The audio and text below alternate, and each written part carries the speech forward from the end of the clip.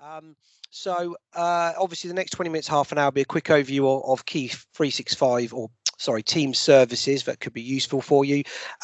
My colleague Charlie has joined us, and he's in the chat with us right now, and he can be answering any questions that you have. Okay, so if you've got any questions, you can put them in the chat, and I'll show you how to do that in a second. And finally, if you do have any questions, Charlie and myself are more than happy to answer them at the end, or to afterwards in a phone call if you need to ask any questions there. So without further ado, I'm going to jump straight into it now. So if I share my my Teams session, you'll be able to see my Teams. There we go. So I'm just going to work my way across here first and actually demonstrate or talk about some of the different things that the buttons do. So there we go. That's Charlie. Perfect. Thanks, Charlie. So I'm not going to hang up clearly, but that's the hang up button. So pretty self-explanatory. And also some of the stuff I'll be demonstrating today. Obviously, we are running Teams to demonstrate Teams. So some of the stuff I won't be fully able to demonstrate, but I do think that first of all, you'll get an idea of how it works. But second of all, there's no better way to demonstrate a platform than actually using it as well. So that's a bit of a heads up. So first of all, we've got the participant screen here. So if I press it again, that will show all the people in the room. So we can see here everyone's in the room and everyone's on mute. I have the ability to mute all as well, which can be quite useful if there's a lot of people in the room. Second of all, I can invite people to the room. So if I type someone's name, it will then look at my address book and invite them in. So if we're having a conversation, I need to bring someone in for part of that call, we can quickly get them in there. So that can be useful.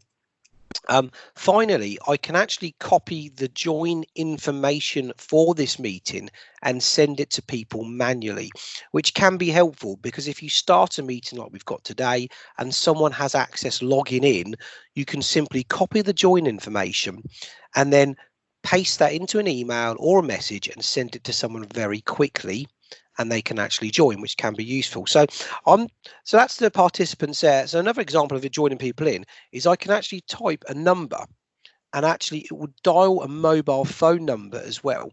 So if you've got the correct licensing, which this does need a bit of a tweak, you can actually dial people into the call as well, which is really useful because obviously this is kind of the platform that you'll be using to communicate and collaborate moving forward potentially.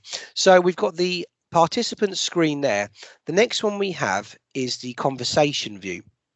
Now, conversation view is where obviously it does an order of all the conversations going on.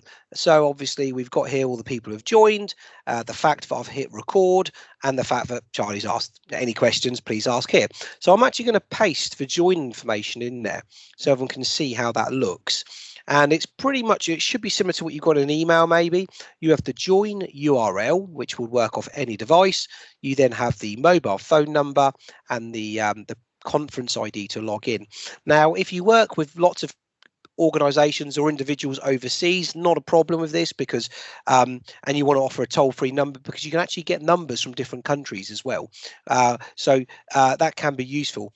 And equally, it is really useful to have this as well because it's device agnostic. You'll work off any device, so any phone, any tablet, any platform in terms of Mac or PC will work. But it's all about giving people options really, and Microsoft Teams can make it very frictionless so that people can join with hopefully minimal fuss and effort, and it is pretty reliable. We've done, I don't know, probably 10 of these sessions so far, and we haven't had really any major issues, so fingers crossed it's a good platform to work on as well. I can see Andy's asked a question there already, so thanks, Andy. The next button to show you is the more actions option. Now from here, there are a number of different things you can do, but the two things I want to show you specifically are the blur my background, which can be pretty useful because it adds an element of privacy, but equally it can basically just help people kind of focus on you talking as well. And I know fairly soon Microsoft are going to bring out the option to change your background for different backgrounds. That could be, I don't know, a picture of the New York skyline or a nice beach, wherever. So you can really change things around there. And then finally, you have the option around the recording as well. Obviously, I've recorded this system or recorded this call today, but that can be really useful because, you know, it can be used as a way to reference back what people said, but equally it can be used for training. And then later on, I'm going to show you some of the great things that Microsoft allow in terms of searching the recording as well and viewing it and playing it back later on, which can be useful. The next button that we have is the sharing tray. So from here, we can share our screen, we can share a document, we can share a PowerPoint presentation. And this is really important because obviously, whilst we're trying to communicate and collaborate together, we need to share the contents of our screen in a really quick way. And that option there will do it. Now, I'm not going to click it because I'll stop sharing the screen you can see now, but that's what will happen. And then finally, we have the microphone where you can mute your microphone or your webcam. So pretty simple, pretty straightforward, but there's some really key things within there that can be quite useful. So I'm just going to start at the top here and discuss what the activity feed. So this is a summary of all the activity that you're associated with, and it can be really useful because you know, when we're working and using Microsoft Teams, you can be mentioned quite a lot, and to stay on top of it and not miss anything, the activity feed helps. Now, you know, obviously previously in the office, you were able to sort of tap someone on the shoulder or to shout something out and they'd come over, you'd go to their computer. We can't do that now. We can either pick up our mobile phone and call them, or we can use Microsoft Teams to communicate. And that's some of the things I'll be showing you in a minute. So the activity feed's great just to stay on top of stuff. We then have the chat. So this is the sort of one of the key communications aspects of Teams, and really good. So what we can do within chat is we can view all of our contacts. So if I go to contacts here, it lists all of my contacts at the moment. And I've actually subcategorized my contacts into groups. So we've got engineers, we've got marketing, we've got HR. So you can make a new group just by clicking create new group and actually give the group a name there. And then once you've created the group, you can simply, apologies, add people to the group. And then suddenly we've got a group of people all around marketing. So if I go to Ryan here, I can say hello. And he might reply. So suddenly I can create contact groups, I can create contacts, and I can talk to them very quickly. And this is quite useful because, you know, I might not want to send them an email, but I might just have a very quick question. And, you know, an email is a bit overkill, whereas a quick message isn't. And, you know, we traditionally might use WhatsApp groups or message groups or something else. But obviously, when we're talking about work related stuff, we want to keep work related stuff in the work channel, you know, and if you keep it as part of Microsoft, it's all searchable, it's all GDPR compliant, it's secure, and, you know, it kind of makes a real clear difference between this is personal stuff and this is business stuff. And the good thing is the Microsoft Teams app on your mobile phone works just like WhatsApp. So, you know, whether you're on your computer or your phone, when someone messages you, and if you're not at your desk, it will come up on your phone and work really well. Equally, you have the feature, once we've done this, to do other stuff as well, where you can add people to this conversation. So if I click on add, I can type in Charlie's name and add Charlie to the conversation. Now, if I add him, suddenly it's Charlie and myself talking, and then I put hi gents. There we go. So it sends both of them a message. Now, equally, what I can do, it's just taking a bit of time. There seems to be a bit of a delay going on.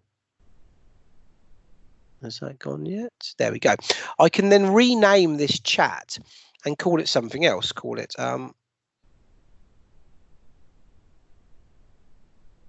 there we go. So suddenly we have a chat group called Marketing Chat because me, Ryan and Charlie need to chat about stuff on a regular basis, and we've got a place where we can talk about it. Moving forward, we then have the ability to share the screen between the chat group by clicking on the share tray here. And obviously what you can see here is I can share the screen or I can share individual windows. I can also call the group as well. So if I clicked on the call button, it would call both Ryan and Charlie. And then finally, if I clicked on the video call, we could actually have a video call, all three of us. So we could have a video call while sharing the screen, similar to what I'm doing now, or we could have an audio call, etc. So there's lots of different options available, but the main thing is we can text someone, we can share stuff, we can call them, and we can video call them. So lots of different stuff within there. Now, if we go into recent, we can then see all the different recent chats that we've had. So I can go back to a previous chat. There's me speaking to Ryan saying hi, and we can pick up those conversations. Equally, I can pin a chat to the top. So if we've got important chat groups, I can go here and pin, and then suddenly that group is at the top. And that Cloudy, we have quite a few chats. They're obviously not available now because this is a kind of a system we've set up which is separate to it, but we have an engineers chat, we have a managers chat, we have a social media chat. So you can start creating chat groups which are very tailored to obviously who needs to look at them and what they do and what they serve. So quite simple then. Obviously the meeting we're in today, or the session, it comes up as a chat group, and if I click on it here, you can see all the different things that are going on in terms of people asking questions. So there we go. There's 10 people in there. We're on chat here, and here's some of the questions being asked. So I'm going to skip over Teams for now, and we'll come back to Teams if that's okay. But I'm going to go straight to the calendar. So if I go to calendar, there actually is one more thing actually I didn't mention on the chat feature, sorry, which was actually external chat as well. So if I go back to chat now and go to contacts, you can invite external people from your 365 tenant into chats as well. So under guests, I have Alex and Bart. Both have guest written next to them and are not part of my company, but I can chat to them on Microsoft Teams, a bit like Skype. So once again, it keeps it all centralized, keeps it on the same platform, but works really well. So coming back to calendar, we have the ability to obviously create calendar events, and that's can be really useful because the problem we've got now is we can't just jump in the car and have a meeting. We have to do as much over video conference as possible. So Microsoft, we feel, has the edge around this because they've integrated their calendar within Outlook with their Teams and their video conferencing service. So the system's very joined up. If you're used to using Microsoft Outlook, you can use Microsoft Teams and the web conferencing that comes with it. So we have a couple of options from the calendar where we can click on Meet Now, which is create a meeting without any sort of scheduling involved. And then from there, we can invite people and people can join. We also have the option to actually do a live event. So if you're in an events game, and obviously you've been really affected by this, you can run a live event where people can join, and it gives you more options around polling and statistics of people joining as well. And there's a bit more information around how you run, how you produce it. So if you want any questions about that, we're happy to answer them. And then finally, scheduling, where you can actually schedule a meeting with the people who need to be part of it. Now, obviously, this is quite an unusual view. People aren't used to seeing a calendar in this view, which is understandable. So if I switch back to the more traditional view, I'm just going to stop sharing my screen there, and I'm just going to share with you my here we go. So obviously people are used to using Outlook. I'm using the web view here, so slightly different, but effectively the same principle. So if I go into my calendar, come on, here we go. So we've got my calendar listed here. So this is the view we're all used to. And obviously a couple of weeks ago when this all happened, we had a lot of meetings cancelled, but it wasn't a problem because we switched those calendar meetings into virtual meetings. So it's very simple to do. So if I go into a calendar meeting here, let's say for Friday, I can highlight it.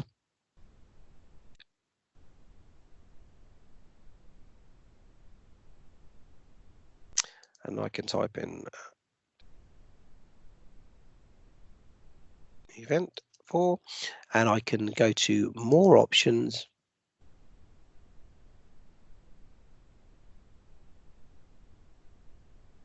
And this is just like setting up a calendar event. Normally, you put in the name of the event, you invite the people who are part of the event. So I can, start typing in people's names there. So I can type in, say, Charlie.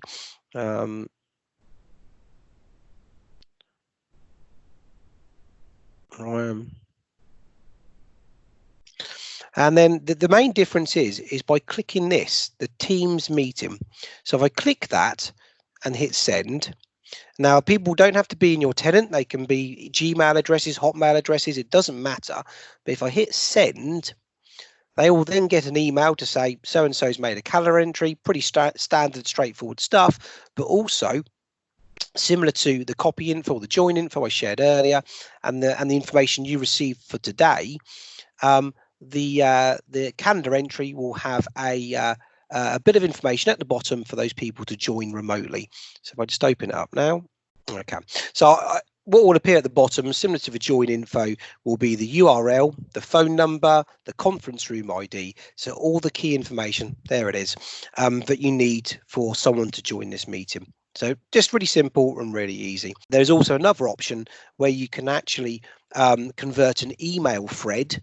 Let me just try and see if it's going to do it. Where you can convert an email thread into a calendar meeting as well, which can be really useful because there might be lots of information in the email that you want to have embedded into the calendar entry.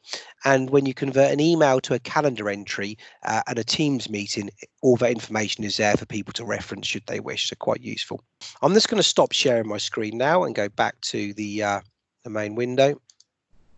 So you should be able to see my Microsoft Teams screen in a second. Excellent. So from here, I'm going to skip down to calls now. Okay. So the calls feature we use here at Cloudy, and it integrates your phone system with your with Microsoft Teams, which is really useful. So what you can do is you can see here I've got a phone number, and from that number you can then receive phone calls, and I can make phone calls as well. So, suddenly, you've got to work from home. It doesn't make any difference. Someone rings the office number, it will call the correct people, at home with their Teams, Microsoft Teams. And, there's less bits of hardware, less bits of software, less training as well. If someone leaves a message, it will transcribe that message into an email, or you can listen to the message through an email as well.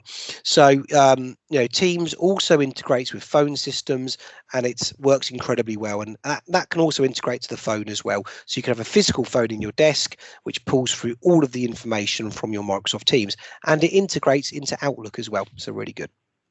So that's calls. I didn't want to talk too much about it, but it kind of just works. So finally we have Teams, which is where the collaborational piece works. It's the kind of the bit where you can start working on documents together and collaborating on bits as well. So here at Cloudy, we have lots of different teams set up. We've shared out a couple of teams for the demonstration today. We have contractors, marketing, and Cloudy Enterprise Academy. Now, companies and councils can have any type of setup they want. We find a lot of councils set it up by the committees, so they might have planning, HR, finance, whereas a lot of companies have them set up by departments or by client. So lots of different ways to set your teams up.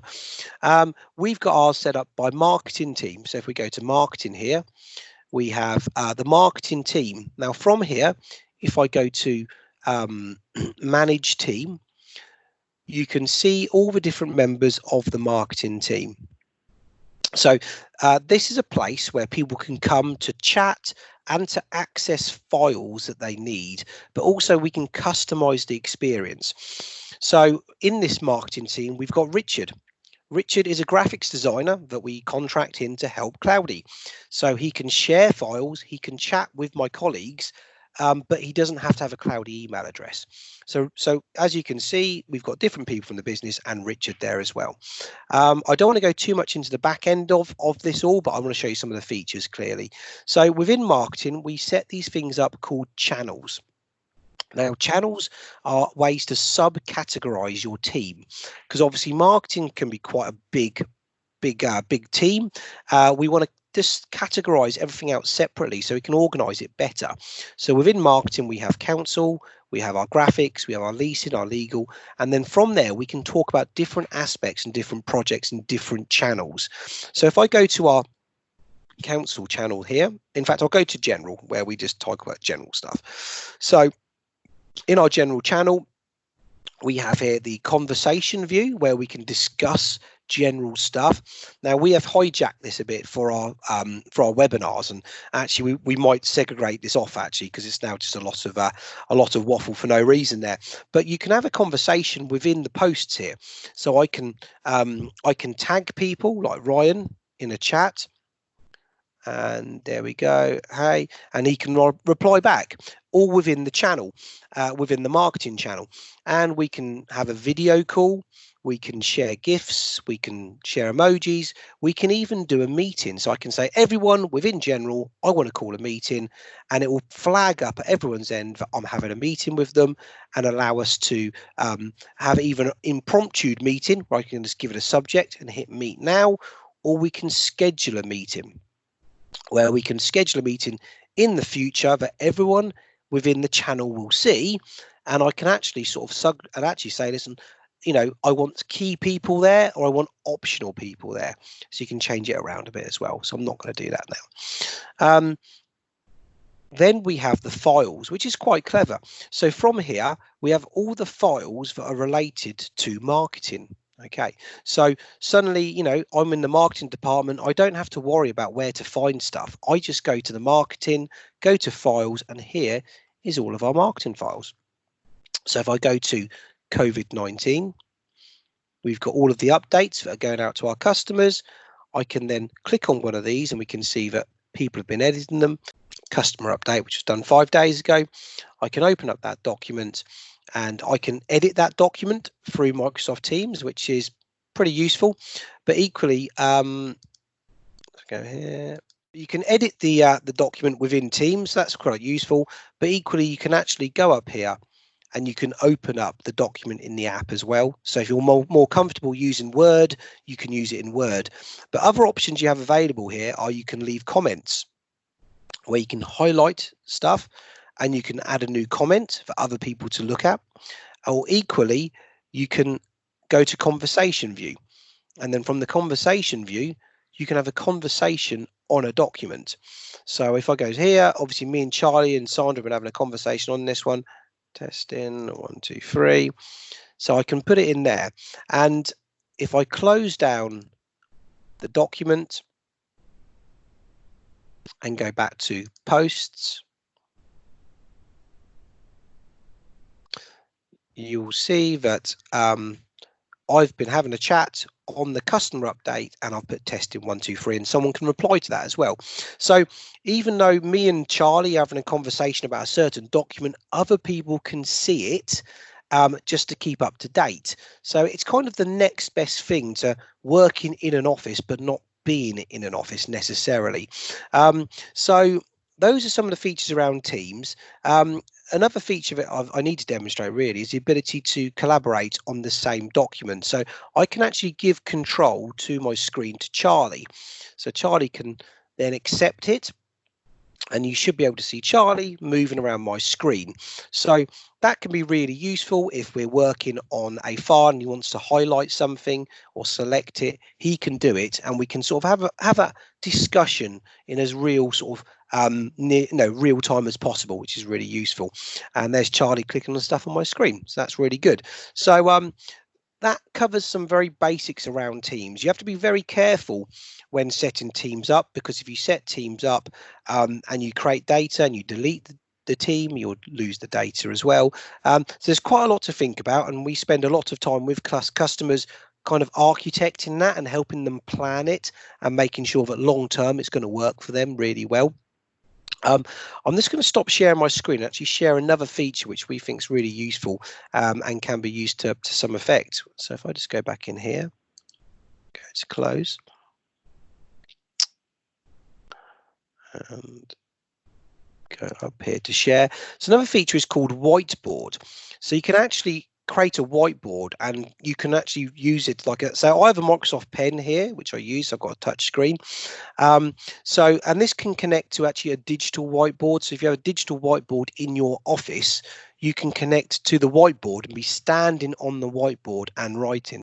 So the last thing I'm going to show you now is the recording aspect. So I'm going to share my screen, bear with me. Here we go. So when you stop a recording of a session, it converts that recording to a video you can look at later. So you'll get an email in your inbox, which is here, Microsoft Stream. Can you see that? It says your meeting recording is here. So we can then go to that recording. If I click on here, and this is a recording from maybe yesterday or the day before, or even today. So from Stream, you can view all the videos that have been recorded, which is nice. You can share those videos with other people if you need to. You can even embed those videos in your website. You can do all sorts of stuff. So if I go to my content and then go to videos, it will list all of my videos that I've been recording. There's quite a few of them listed now. So wait for it to load up. So we've got all the videos here. So if I go to a video that was recorded, I don't know, the day before or yesterday on the 24th, I click on that video. There's a couple of things here which is quite interesting. So the first one is it gives you a live transcription of the video. So there we go. And as people start talking, it will move down the screen. There we go. So as I'm talking, it moves down the screen. You can see it. So you can download this transcription, but equally you can search it as well. So if I want to search for webinar,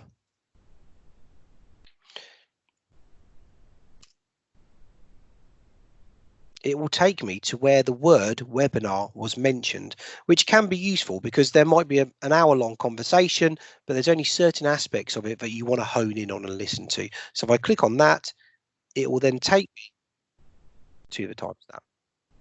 There we go. So pretty simple, pretty effective. It might have some uses, it might not, but obviously because it's all Microsoft, you get a lot more features there. You can also add subtitles in real time as well in different languages. Crazy. So there's some extra features there which could be useful. So that's pretty much it. I'm going to stop sharing my screen now, and so in terms of Microsoft, I mean, we've focused here on Microsoft Teams today because obviously it's a great tool to communicate, collaborate, etc. during the situation we're facing. But Microsoft has some great apps and some great features that we are helping businesses all the time utilize. And we find that a lot of these are built into your service that you're not using, but you're paying for, that could be really useful. I mean, thank you for listening. I really appreciate it. And, you know, we're going to invite people to ask any questions. You're more than welcome to, or if not, ask some questions at the end. So if anyone's got any questions, please fire away. David, I have a question. Yep. For example, if Brian wants to set us the system team viewer from home, yep. Do we just kind of log on to a website, or how does it work? Yeah, of course. So, I mean, it works best. It does work for a website. So you can actually, if I show you on my screen here, if I share my my window. So all you need to do is log into, bear with me, office.com. Yeah. And then from there, you'll have all the different apps that you need. And Microsoft Teams comes up. So if I go to Teams, just here. Okay, yeah. Okay, and then pretty much everything I've shown you today is there. Okay, now my computer's on a bit of a go slow because I've probably got way too many windows open. I've got another profile running in the background, but it generally works pretty well once it's loaded. But we tend to recommend to use the actual app itself. So you've got a Teams app, and if you use the Teams app, it's a bit more responsive, and yeah, kind of as I've showed you, it works really well. So, I mean, every business is different, and you know, I know you've got some stuff that might be a bit more tailored to yourselves in the estate agent games and letting games, but yeah, we can try and get as much going through Teams as possible. You know, 100%. Dave, because Musha's not got a laptop to work from at the moment, she's using her mobile. Can she interact with us via her mobile as well? Yeah, absolutely. Yeah, it works. 99% of the functionality you saw today, you can do on a mobile phone. Okay, so because Mush was trying to liaise today, but it said that she wasn't allowed to. In fact, hang on, let me get my thing from her. You've got your camera on, Brian. Huh? You've got your camera on. I know. Hi. He looks great. Hi, Brian. Yeah. I don't want you lot to forget what I look like. I don't think there's any chance of that. I think not. Okay, so it says, so you can't reset your own password because password reset isn't set up properly for your organisation. Yeah, it's an admin thing, Brian. Speak to it's all possible. It'll work on the phone really well. If you speak to Charlie or raise a ticket with the support team, they'll get that sorted out 100%. All right. Okay. Well, that's fair enough then. So good. Okay. Well, that's good enough. And the chances I will do that because that'll make life a bit easier, I think. Yeah. It's a bit of a journey, this sort of stuff, and we're finding the companies we kind of started on this journey last year, even the beginning of this year before it all happened. I've sort of hit the ground running, and the companies who aren't using this system but are scrambling to get to it, we're trying to kind of skill them up as quickly as possible, really. So, but I mean, it doesn't it doesn't stop changing. They keep bringing out great new features and some really interesting stuff. So, it's only going to get better and more useful. Yeah. Okay, brilliant. All right, well, we'll practice with it, but I think getting it up and running in the first instance is what we need to do, and then. Certainly from my perspective, I'm quite optimistic about it because sometimes I'll just want to speak to the sales team, sometimes I'll just want to speak to the lettings team, sometimes I want to speak to everyone. So so the great thing is we can do all of that. Yeah, absolutely. That is exactly it. It keeps under one app, one bit of training, the whole thing. So okay, brilliant. Thanks, Brian, and we'll chat later. All right. Any more questions at all, please? No, thank you, David. Yeah, thank you, Cheryl. Thank you. Yeah, okay. Thanks very much. Well, thanks very much, everyone, and look after yourselves. Take care.